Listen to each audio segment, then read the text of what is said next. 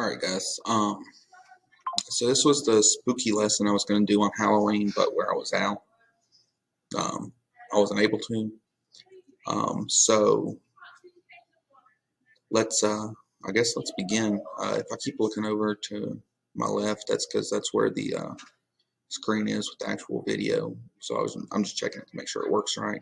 Also, it zoomed in because it's a webcam on top of my desktop, and I'm doing the best I can. So, we're going to do this video. It's just going to be a quick lesson on a couple different kind of spooky topics, and then we will, and then I'll have, there's going to be a Google form to fill out once you're done watching these. That's going to be the assignment for the day. It's just some questions based on what I talk about in the video. And there's also going to be a secret phrase that if you piece it together, and I'll make it obvious, I'll change the inflection in my voice for you to get the phrase, and there's going to be about, let's say it'll be a 3-word long phrase. You get the phrase, it'll be an extra, some bonus points I'll put on something. Let's say 10 points I'll put on your last test or quiz, depending on which one's lower. So, that being said, let's get into it. The first thing I'm going to talk about is the story of the Greenbrier ghost. All right. So the story is based out of 1897 in Greenbrier County, West Virginia. It was there that there was a woman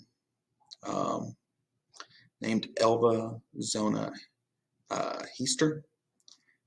She went by her middle name, Zona, so I'm going to, through the story, her name's going to be Zona. So in October of 1896, Zona meets a blacksmith who went from town to town and finally wound up in Greenbrier. And his name was Erasmus Stribling Troutshoe. So we're just going to call him Erasmus. So Zona met Erasmus, and not long after meeting, they were married. And everything to the public seemed okay. And then one day, Erasmus went to town, and this was January 23rd, 1897. Erasmus left the home, and a neighbor child was sent to get something from the Shoe residence, because at this point Zona had married Erasmus and taken his name, and found Zona dead on the front stoop. So the child runs back to get to tell his parents. His parents send for the doctor, and the town doctor shows up about an hour later, because it's the 1890s, things take longer. So the doctor shows up about an hour later, and Zona's body has been moved.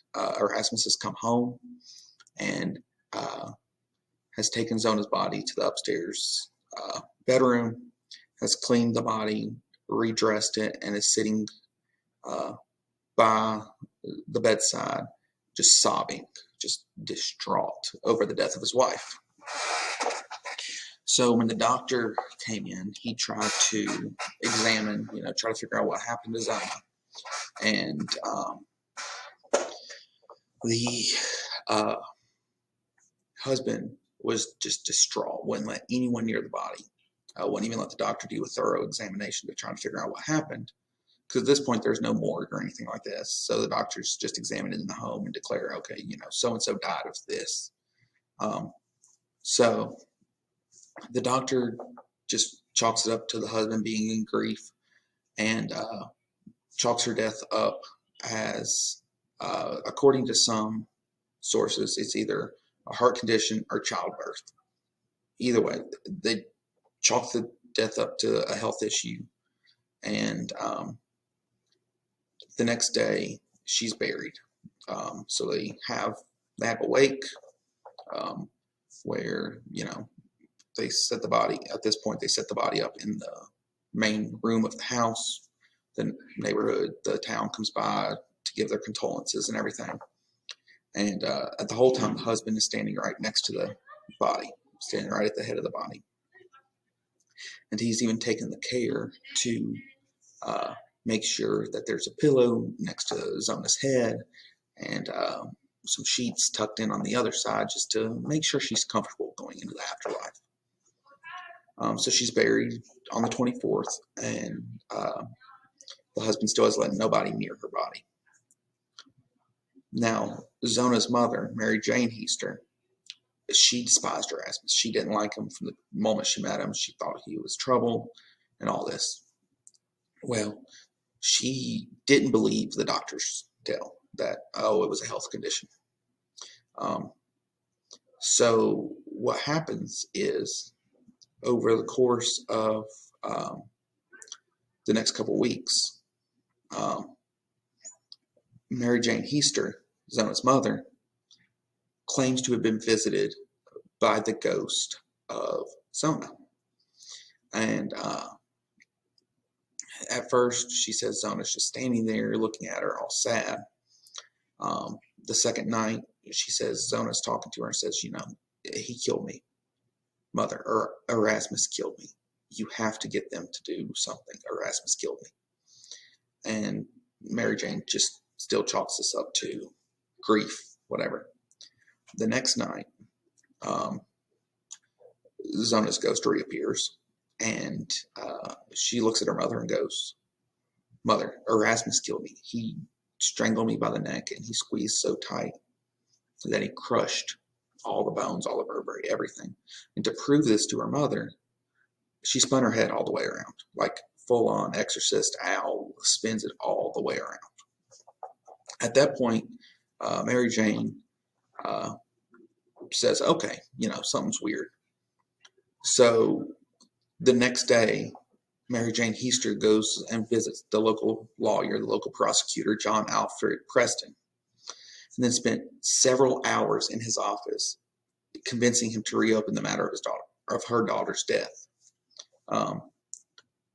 And she did a good enough job convincing Preston that he dispatched deputies to re-interview several people of interest in the case, including the doctor. And Preston himself, the lawyer, went and talked to Dr. Knapp. And Dr. Knapp said, I didn't do a complete examination of the body due to the husband's grief. And that was seen as enough justification for an autopsy, and they exhumed the body. They dug the body back up out of the cemetery and examined it on February 22nd, 1897, in the local one-room schoolhouse. They just cleared it out, put the body in there. The autopsy lasted 3 hours, and it found that Zona's neck had been broken, just as the ghost said. And according to the report published March 9th, 1897, and I quote, the discovery was made that the neck was broken and the windpipe mashed. On the throat were the marks of fingers indicating that she had been choked. The neck was dislocated between the first and second vertebrae. The ligaments were torn and ruptured. The windpipe had been crushed at a point in the front of the neck.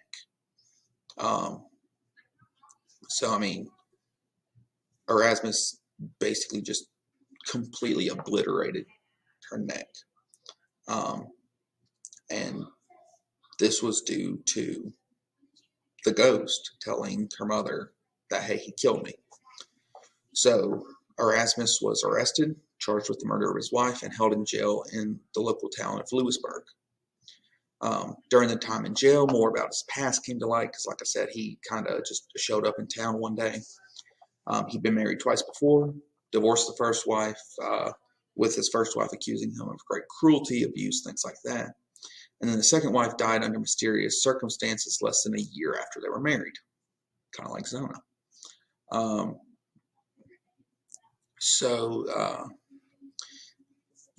Erasmus started talking to reporters while he was in jail, saying, "Oh, I'll be let free. I'm going to get free. There was very little evidence against me. I want to marry 7 wives. Eventually, I want to have 7 wives." Zona was his third wife. So the trial began June 22nd, 1897. Mary Jane Heister was the star witness, and he kept his questioning to the known facts of the case, just kind of skirting past the ghostly sightings. However, to prove her unreliable, Erasmus's lawyer questions Mary Jane Heister extensively about the ghost. However, this backfired because Mary Jane did not change her story, did not waver at all. And the judge found it difficult to instruct the jury to disregard the story of the ghost because the defense is the one that introduced it, not the prosecution. Consequently, she was found guilty of murder on July 11th, sentenced to life in prison. So he went to prison in 1897, and he died in 1900 due to he got sick. Some epidemic went through the prison he was in, and he died. They buried him in an unmarked grave. This has been, whether you believe the story or not, the state of West Virginia has erected a state historical marker near the cemetery where Zona is buried. And it says, interred in the nearby cemetery is Zona Heister Shue. Her death in 1897 was presumed natural until her spirit appeared to her mother to describe how she was killed by her husband, Edward. Edward Erasmus, same guy. Autopsy on the exhumed body verified the apparition's account. Edward, found guilty of murder, was sentenced to the state prison, and this is the only known case in which the testimony of a ghost helped convict a murderer. So that's the Greenbrier ghost. And if, just to make it even more interesting, this is from the Baltimore American, July 5th, 1897. So this is a newspaper in Baltimore, July 5th of 1897. Mother-in-law's vision as evidence. From West Virginia, July 3rd. Some time ago, the wife of E.S. Shue was found dead in her home. A coroner's jury rendered a verdict, death by heart disease. Neighbors were not satisfied. The woman's body was exhumed and her neck was found broken. She was indicted, convicted, and sentenced to the penitentiary for life. The principal witness was that of Shue's mother-in-law, who testified that her daughter's spirit had come to her at a seance and said Shue had killed her by breaking her neck. All of the other evidence was purely circumstantial. So very clearly, because of the story of the visit of the ghost, whether or not it's true or not, Shue was found guilty of murdering Zona and sentenced to life in prison. So that is the story of the Greenbrier ghost.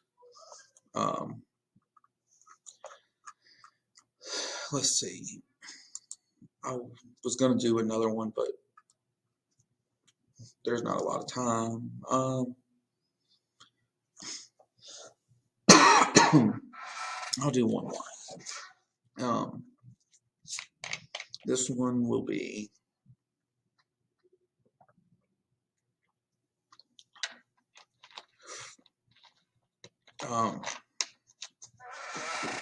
okay. This one is going to be about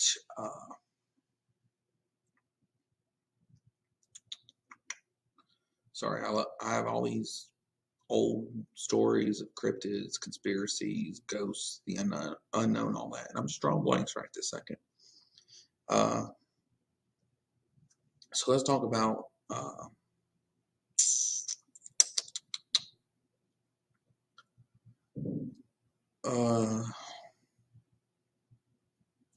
you know what? Let's not. Let's leave it at the Greenbrier ghost. That's a good one. We'll leave it at that. Remember that for the World History kids, the LBC is on Thursday. So make sure you have all your notes done, all your vocab, all your study guides for the last 3 units, 8, 9, and 10. And World Geography, we will start in Unit 10 tomorrow.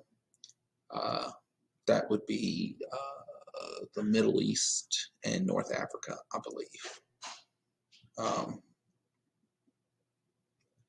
Just realized that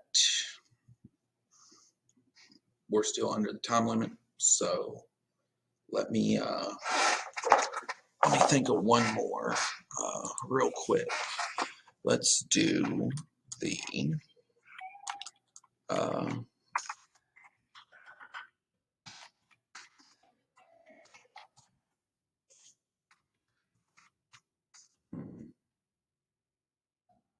if you guys like this this kind of stuff, this random video on spooky things, I can do random videos like this here and there just for something fun. Let's do the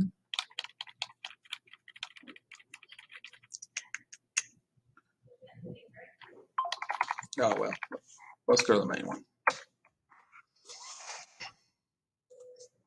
All right. 1966, Point Pleasant, West Virginia. All right.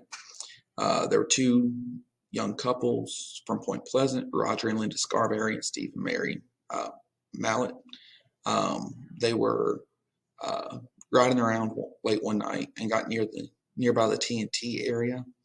This was a former World War II munitions plant near Point Pleasant, and they saw a creature to the point where they were so afraid they went and told police about it. And they said they had seen a large black creature whose eyes, quote, glowed red, standing at the side of the road. Linda Scarberry described it as a slender, muscular man about 7 foot tall with white wings, and said that she was unable to discern his face due to the hypnotic effect of the eyes. Distressed, they drove away very quickly. However, the creature flew after the car, kept speed with the car whilst making a horrible screeching sound, and followed him all the way back to the city limits. Over the next couple of days, many people reported similar sightings. Two volunteer firemen who saw it said it was a large bird with red eyes. However, the sheriff said that he believed it was a heron. A contractor told the sheriff that when he aimed a flashlight at the creature, its eyes glowed like bicycle reflectors. There was a wildlife biologist from West Virginia University that came down and said it was a large sandhill crane, which is there ain't no way that's the truth. And there were a few more sightings here and there, to the point where a journalist named John Keel came to Point Pleasant, investigated, and wrote a book called The Mothman Prophecies. And there's all kinds of theories. Some of them make sense. Some of them aren't as good. But it boils down to there were a few more sightings, and both Mothman and random lights in the sky continued to be seen throughout the end of 1966, throughout 1967, until the collapse of the Silver Bridge on December 15th, 1967. So this is a bridge that spanned over the Ohio River. It collapsed. 46 people died. 2 people were never found. And a lot of people say that the Mothman is like a harbinger of doom. Like it showed up to warn people of this impending disaster, because after the bridge collapsed, the sightings dropped immensely. And then there's all kinds of different theories and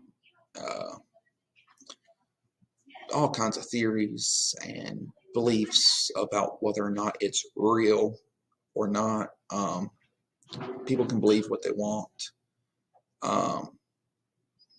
But it has left an impression on American folklore, West Virginia folklore. The book, The Mothman Prophecies, was made into a film in 2002. And to this point today, there is a Mothman Festival held yearly in Point Pleasant, West Virginia. The attendance for the festival is estimated to be between 10 and 12,000 people per year. And it centers on the Mothman Museum and a 12-foot tall metallic statue of Mothman in the heart of Point Pleasant. The festival is held on the third weekend of every September. So it's like the big bad when you're talking cryptids. Years ago, you talked about cryptids and the unknown, things like that. People would look at Loch Ness Monster, Bigfoot, things like that. But now cryptid has become almost synonymous with Mothman. Due to the Mothman prophecies, due to like the game Fallout 76 that came out about 5 years ago, set in West Virginia. One of the creatures you can find in is the Mothman, along with other cryptids that are said to be around West Virginia: sheep squatch, the Oga, Flatwoods Monster, Grafton Monster, Snallygasters, things like that. So hopefully you guys enjoy this. It's a little different. It's not geography it's a little history, but I wanted to do something different. So here's your spooky lesson. Hopefully you guys got the phrase. Get you some bonus points if you did. Otherwise, there is a Google form on Classroom. It's on the same post as this video. So do your Google form and just enjoy the rest of your day off. Some of you geography kids, if you're old enough to vote, go vote. Otherwise, enjoy your day off, and I will see you guys tomorrow. Have a good one.